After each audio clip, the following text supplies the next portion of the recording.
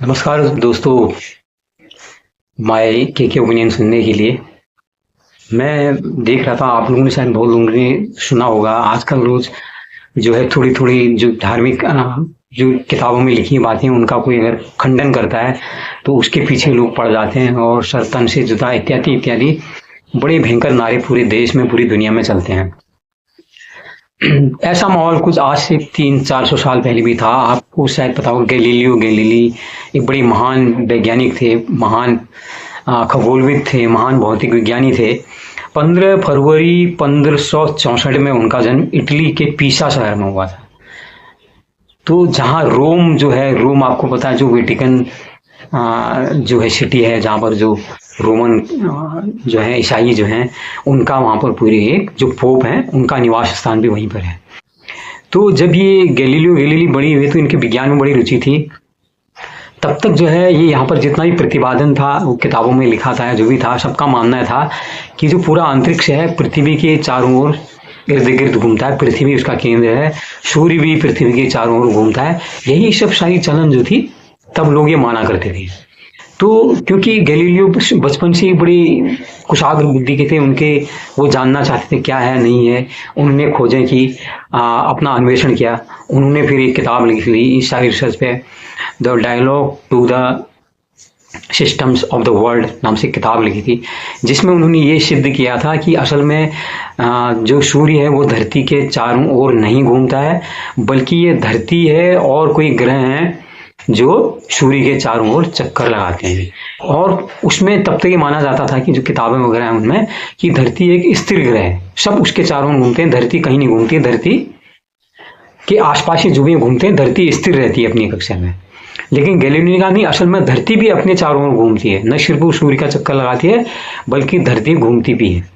तो इसलिए जितने वहाँ कई जो पादरी वगैरह हैं, पोप हैं रोम में, और पूरी जो क्रिश्चियन बिरादरी है उसमें इनकी जमकर उनकी आलोचना हुई। उन्होंने कहा कि ये पाखंडवाद को बढ़ावा दे रहे हैं और ये नास्तिकता को बढ़ावा दे रहे हैं, और इसलिए उनको जेल में डाल दिया गया। उनसे माफ़ी मांगने के लिए कहा, उन्होंने अपने शब्द वापस लेने से मना कर दिया, लेकिन फिर भी उनको घर में बंदी बना दिया गया और ताउम्र वो वहीं नज़रबंद रहे।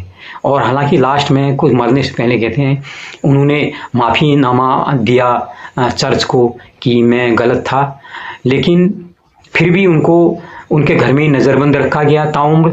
और उसी नज़रबंदी की हालत में जो गैलीलियो की है फिर मौत भी हो गई। हालांकि बाद में फिर जब ये बातें हैं, बाद में करीब 350 साल बाद फिर उन्हीं पादरियों, उसी चर्च के पादरियों ने बाद में कहा कि असल में जो गैलीलियो ने कहा था वो बात 100% सही है।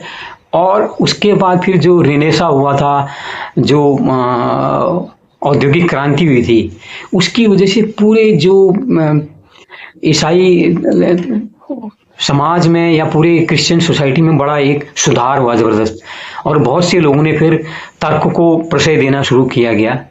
तो इसके बाद देखो आज वो यूरोप के जो क्रिश्चियन कंट्रीज हैं कितने आगे बढ़ गए हैं। अगर उसी पर टिके रहते तो शायद वो आज भी वो पिछड़े होते, लेकिन काफ़ी आगे बढ़ गए।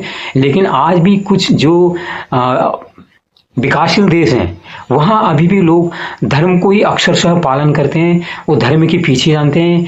हमारे वहाँ भी, हमारे भारत में ही कई रूढ़ियों को, मान्यताओं को लोग मानते हैं कि बिल्ली रास्ता काटती है, नहीं जाना चाहिए, ये नहीं करना चाहिए, काफ़ी चीज़ें हैं, उन मान्यताओं को मानते हैं। अगर इन्हीं रूढ़ियों को, जितनी भी चीज़ें लिखी हैं पुरानी, इसमें तो सुधार हमेशा होता है। हमने देखो कितना इवॉल्व किया है, हम पहले आदिम मनुष्य थे, आज हम कहाँ से कहाँ पहुँच गए हैं।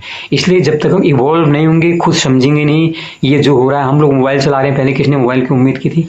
आज हम आमने सामने दे रहे हैं, अपनी वीडियो बना के भेज रहे हैं, तो हम देख रहे हैं। लेकिन ये सब होने के बावजूद भी हम देख रहे हैं, तरक्की होते भी हम देख रहे हैं, लेकिन पुराने जो खंबे हैं, जो रूढ़ियों के खंबे हैं, जो अतार्किक बातें हैं, उनको हम धर्म के कारण अभी भी मानना नहीं छोड़ रहे हैं। क्या ये उचित है?